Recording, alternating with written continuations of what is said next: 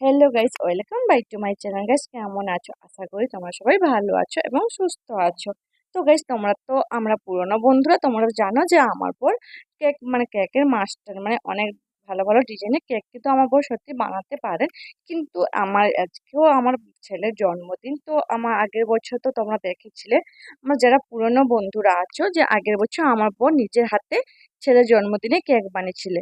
তো এবছর স্যাম সেরকম নিজের হাতে কেক বানাবেন, আর নিজের হাতে কেক বানিয়ে ছেলের বার্থডেতে কেক, ছেলের কেক কাটবে, ছেলের বার্থডেতে নিজের হাতে কেক বানিয়ে দেওয়া। ওটা আমার মধ্যে মনে হয় অনেক ভালোই, কিনে আনা থেকেও। কারণ নিজের হাতে কেক বানালে নিজের মতন হয়, ভালো হয়, বা বেশি করেও বড় করে বানানো যায়, বাচ্চাদেরকে বেশি করে দেওয়া যাবে, বা রুমের সাইডে যারা থাকে ওদেরকেও বেশি বেশি করে দেওয়া যাবে। কিন্তু কিনে আনলে কি হয়, ছোট একটা পয়সার তুলনায় ছোট অনেকটা হয়, আর একটু একটু করে দিতে হয়।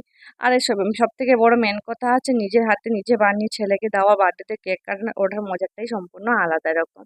আর এবছর ঠিক বসে গেছেন কেক বানাতে, কিন্তু হ্যাঁ, একটাই সমস্যা কি বলুন তো, কোম্পানিতে যখন কেক বানালে সবকিছু সেখানে সব সরঞ্জাম গুলা থাকে, বাড়িতে তো সেইভাবে সরঞ্জাম থাকে না।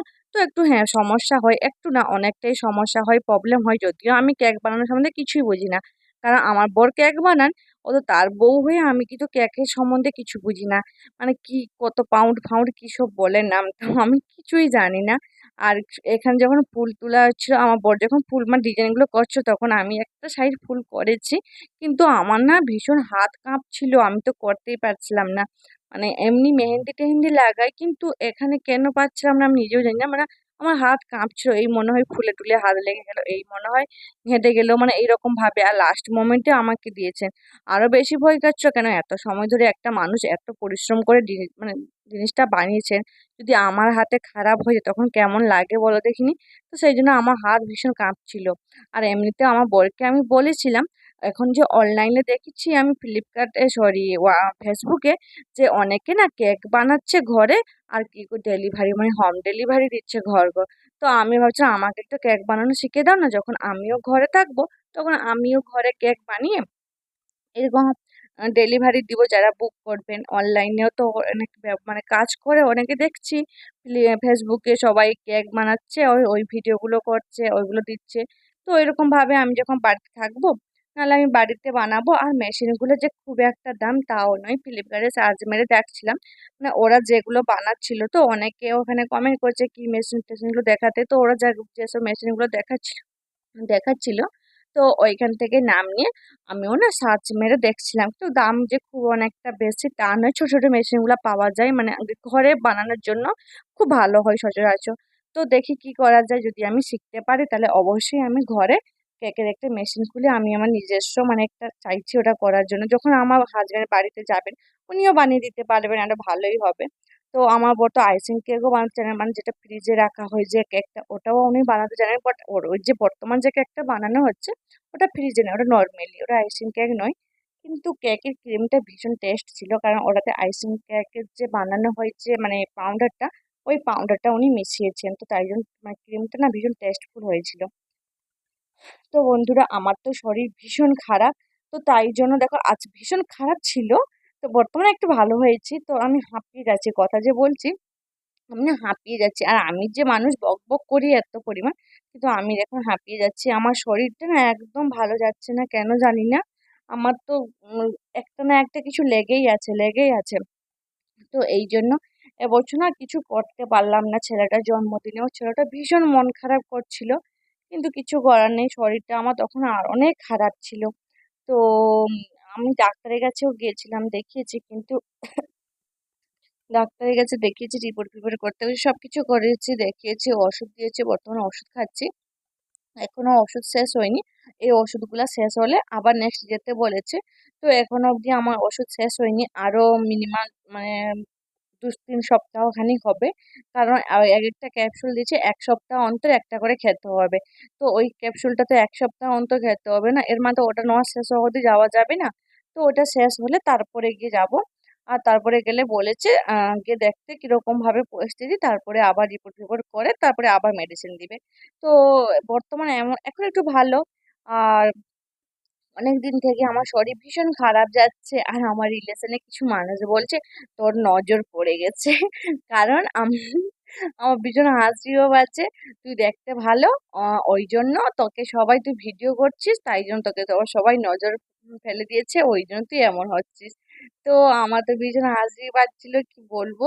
তো যাই হোক, যে যে ভালোবাসলে মানুষ কেউ কাউকে এরকম ভাবে হয়তো বলতে পারেন যে হ্যাঁ এরকম ভাবে হচ্ছে। তো যাই হোক, ওনাদের কথা কিছু মনে করিনি, এটা তো সম্ভব কোনোদিন, কখনোই সম্ভব নয়।